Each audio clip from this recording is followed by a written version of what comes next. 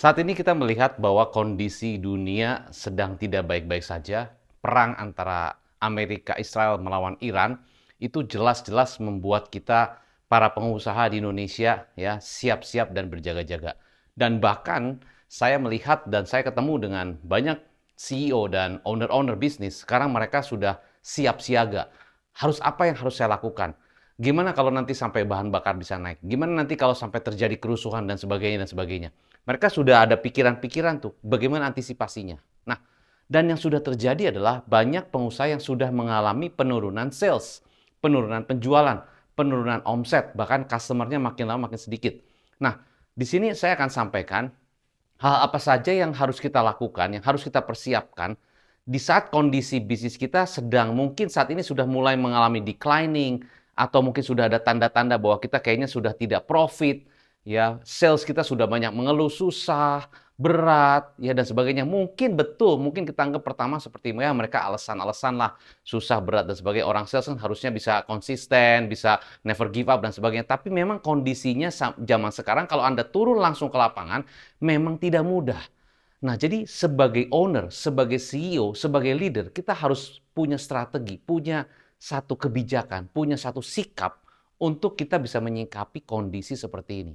Nah, jadi dalam video ini saya akan sampaikan ada beberapa tips yang akan saya sampaikan supaya Anda bisa mempersiapkan bisnis Anda dikala Anda mengalami penurunan sales ya, penurunan omset, penurunan penjualan dan bahkan Anda sudah mulai di masa-masa krisis, bahkan mungkin profitnya sudah sangat minus, laporan keuangan sudah Anda cek memang tidak ada untungnya. Nah, itu Anda sudah harus di stadium yang harus Anda lakukan segera tindakan-tindakan yang lebih bijak. Jadi dalam bisnis atau pada saat kita menjalankan usaha kita, ya paling penting yang Anda harus kuasai adalah Anda harus bisa membedakan yang mana faktor eksternal, yang mana faktor internal.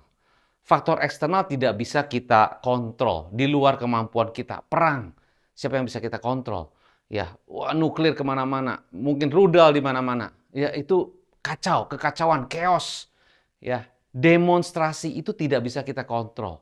Kenaikan harga, ya mungkin ada sebagian masih bisa diantisipasi dan sebagainya, tapi itu di luar kemampuan kita. Bencana, ya dan sebagainya, itu faktor eksternal, sesuatu yang tidak bisa kita kontrol.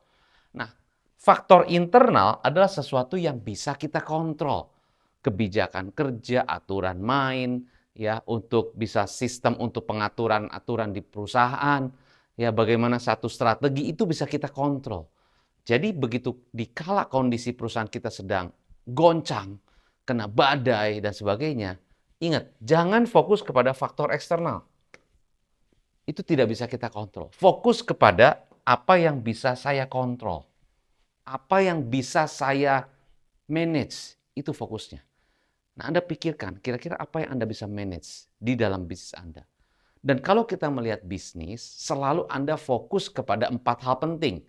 Yaitu adalah marketingnya, kedua salesnya, ketiga operational system, keempat finance, dan juga SDM-nya. Jadi 4 hal penting plus SDM juga. Nah, dari 4 hal penting, 4 pilar itu dan juga fondasinya SDM, menurut Anda mana yang menjadi yang bisa Anda manage dan ambil take over kontrolnya di mana? Ya, contoh misalnya begini. Oke. Nah, jadi balik lagi ada 5 tips ya yang saya ingin sampaikan kepada Anda di kala kondisi bisnis Anda sedang goncang. Yang pertama, fokus kepada hal internal yang dapat dikontrol.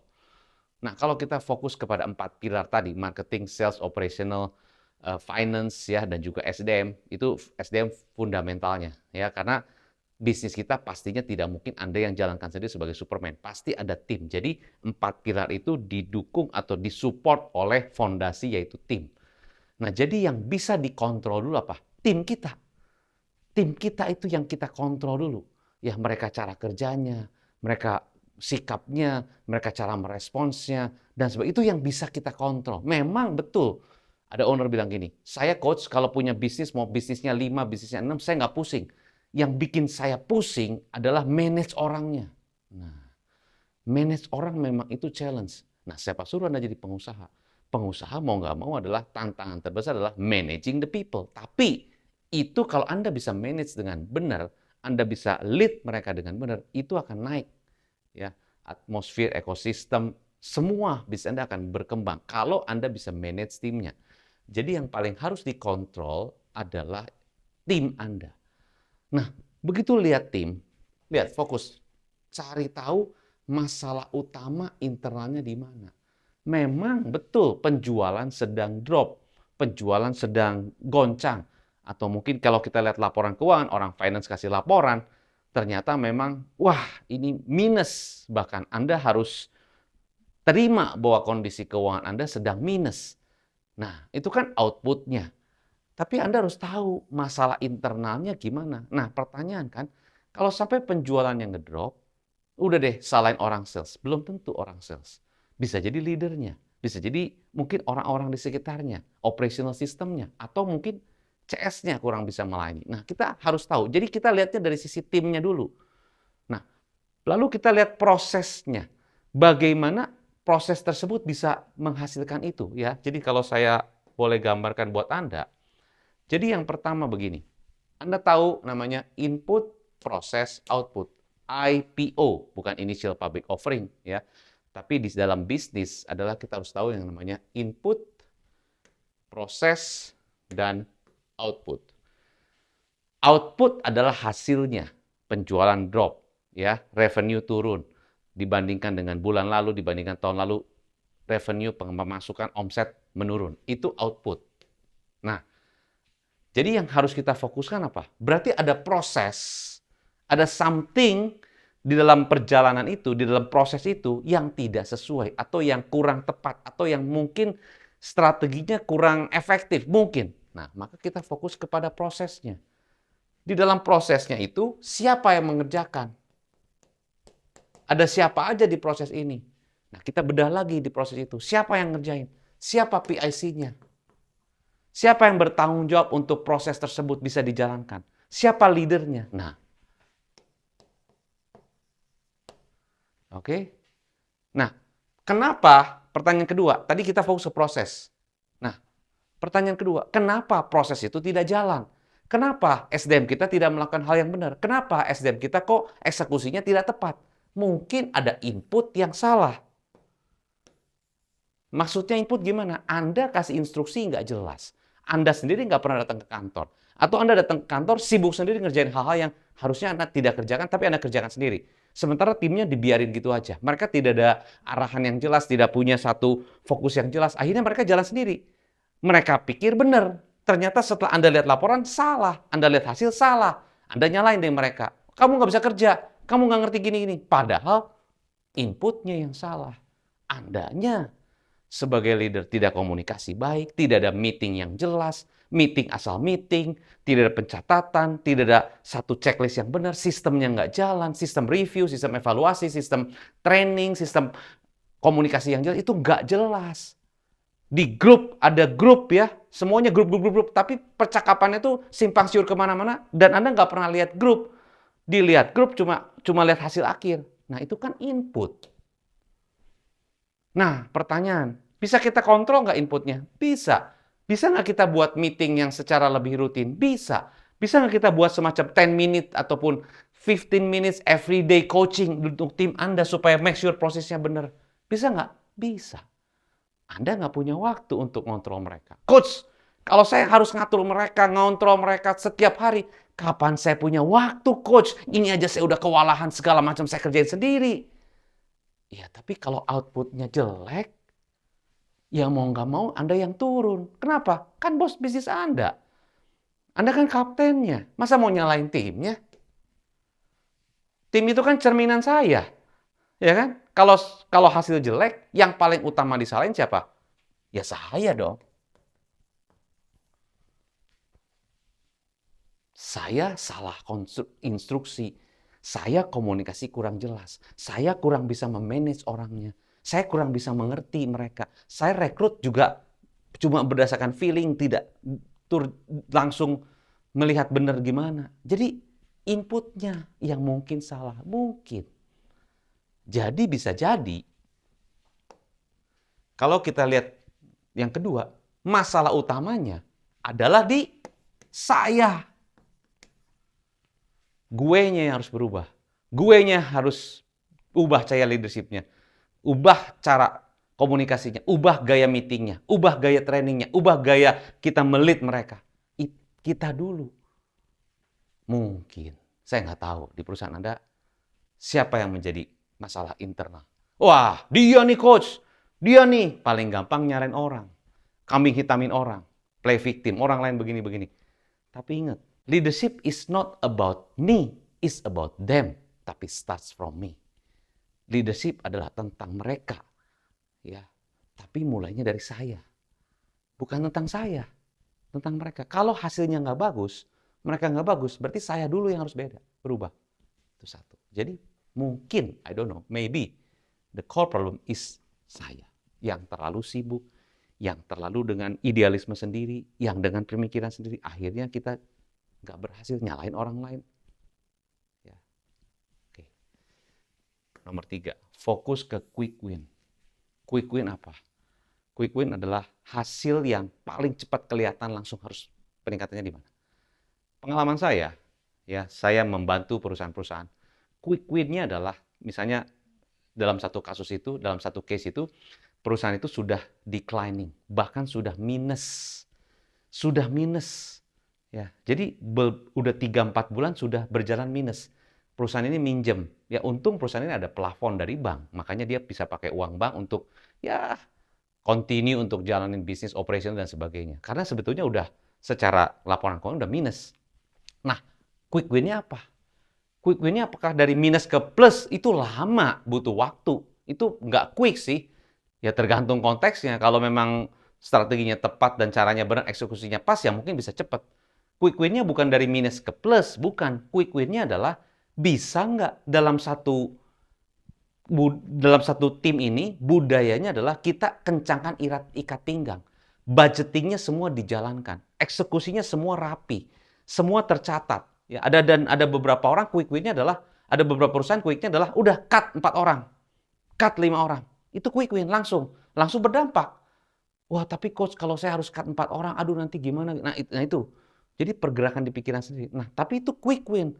Dengan kita cut 4 orang, waktu itu saya juga ada di pengalaman saya, terpaksa, ya dengan sangat terpaksa, bukannya kita mau menyalahkan ABC dan sebagainya. Setelah kita lihat input proses dan sebagainya, ternyata keputusan yang terbaik dari beberapa opsi adalah ya harus menyalamin 3-4 orang.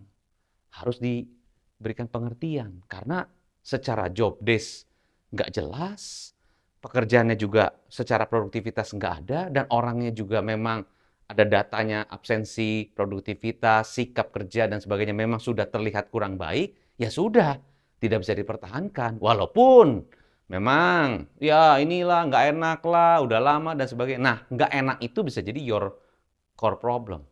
Oke? Jadi quick win itu adalah hasil cepat. Kalau itu diubah, kalau itu diganti, kalau itu dilakukan perubahan, hasilnya akan kelihatan. Begitu 4 orang di-cut, langsung biaya turun. Dan efek ke yang lain bahwa ternyata perusahaan berani ya untuk menyalami 4 orang. Itu langsung ubah ekosistemnya, ubah atmosfernya, ubah ritme kerjanya. Dari situ mulai kelihatan sedikit demi sedikit ada satu budaya kerja. Oke, kita harus irit, harus harus benar-benar mengencangkan ikat pinggang. Kita ada target budget, kalau bisa turun segini, kita kasih insentif. Wah, mereka kerja dengan fokus yang benar. Nah, udah mulai kelihatan. Yang tadinya minus 30%, jadi mulai minus 27%, terus 20%, terus jadi minus. Lama-lama, dalam waktu sekitar, kalau nggak salah sekitar 6,5 bulan, baru ke 0. Perusahaan akhirnya break even. Saya nggak ada minus. Good. Nah, dengan sistem yang baru, budaya yang baru, cara kerja yang baru, tim yang produktif, itu adalah satu win. Nah, oke. Nomor 4, pengalaman saya tidak mengganti yang besar. Wah, langsung ubah sistem, wah langsung restrukturisasi sistem, langsung restrukturisasi tim. Tidak mengganti yang besar. Mulai dari yang kecil dulu, prosesnya yang mana dulu. Tadi, mungkin biaya-biaya kita perketat dulu, ada budget yang jelas, setiap pengeluaran tercatat jelas, setiap diskon, setiap apa itu semua tercatat, dan ada jelas, ada negosiasi. Itu mulai dari yang kecil. Jadi tidak mengganti yang besar. Oh, kalau gitu kita langsung aja nih. Kita sistem pembayaran diganti. Semua pembayaran harus cash. Susah. Ya, nggak begitu caranya. Ya, kita lihat dulu AR-AR yang mundur gitu ya. Kita perhatikan, kita pelajari dulu yang mundur-mundur, kita negosiasi dengan si customer-nya supaya bisa dibayar dengan lebih cepat. Negosiasi dulu. Ya. Jadi tidak mengubah sistem yang besar. Yang kecil-kecil kita lakukan pembetulan-pembetulan yang kritikal. Nah, dalam case ini saya terjun langsung, saya ngeliatin langsung bagaimana perusahaan ini ya tadinya punya AR, ya, account receivable atau piutang yang tidak tertagih. Itu lebih dari 60 hari bahkan dari jatuh tempo. Nah, mau mengubah sistem pembayaran dari jatuh tempo dari pembayaran tempo menjadi cash, wah langsung deh bubar jalan. Kita kita rapihin satu-satu. Kita lihat customer-customer yang paretonya. Kita renegosiasi ulang dengan customer tersebut untuk bisa bayarnya lebih on time. Dikasih ada satu benefit khusus, dikasih ada kompensasi ini, kompensasi itu, ya kita kasih privilege dan sebagainya. Akhirnya dia mau. Satu, checklist. Dua, lama-lama AR-nya makin bagus. Orang keuangan makin happy. Karena orang keuangan makin happy, dia kerja makin benar, ya semua akan efek semua. Jadi karena makin rapi makin benar, jadi semua laporan tersusun rapi. KPI-nya bagus, dia dapat reward, kan seneng. Ya, jadi semua bisa ada budaya kerja yang lebih happy. Nah, jadi pembetulan itu atau perubahan itu bukan hanya dilakukan oleh divisi tertentu, tapi untuk mengubah hasil yang besar harus dilakukan oleh semua divisi yang terkait dan harus dilakukan dengan budaya kerja yang searah. Banyak bisnis yang arahnya ke sini ownernya, timnya arahnya ke sono. Ada yang ke situ, ada yang ke sana. Kebayang ownernya kayak gimana? Berantakan. Ya. Nah, ini yang terjadi. Jadi, dalam kondisi saat ini sedang perang, sedang gonjang-ganjing di mana-mana, tidak menentu, ya. Dan kita lihat outputnya turun. Sebagai leader, ingat, ada 5 tahapan yang Anda bisa tonton ulang video ini, bisa pelajari lagi, ya, supaya Anda bisa make sure bisnis Anda tetap stabil. Tugas Anda sebagai CEO adalah bukan hanya mengembangkan bisnis, tapi menstabilkan kondisi bisnis Anda, menstabilkan kondisi tim Anda yang Anda jalani saat ini. Kalau timnya nggak stabil, mereka juga panik, mereka bingung, mereka kerja santai, mereka kerja nggak jelas, nggak punya arah, responnya negatif, banyak alasan-alasan sini. Itu yang harus diberesin dulu. Bukan pengembangan, bukan apapun ini itu. Harus timnya diberesin. Ya, ingat langkah-langkah tadi. Jangan fokus mengganti yang besar dulu. Fokus ke yang kecil-kecil, tapi pembetulan secara lebih intens dan fokus kepada hal yang kritikal dulu. Oke, nah semoga bisa bantu Anda. Kalau Anda merasa bisnis Anda saat ini, you don't know what to do with your business, Anda bisa klik di bawah. Ya, kita bisa bantu Anda untuk lakukan bisnis diagnostik dan auditing untuk bisnis Anda dan untuk melihat ya, untuk menganalisa what is the core problem. Belum tentu Andanya, belum tentu. Ini salah satu contoh saja. Dan kita bisa kasih rekomendasi kepada Anda apa quick win-nya dan apa rekomendasi yang kita akan berikan kepada Anda. So, semoga bisa bermanfaat. Sukses selalu, tetap semangat dan pastikan Anda bijak sebelum Anda lakukan hal-hal yang nantinya bisa berdampak buruk.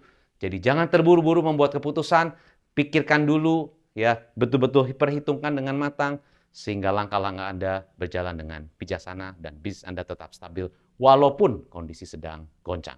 Saya Hendra Hilman, sukses selalu, salam pengusaha.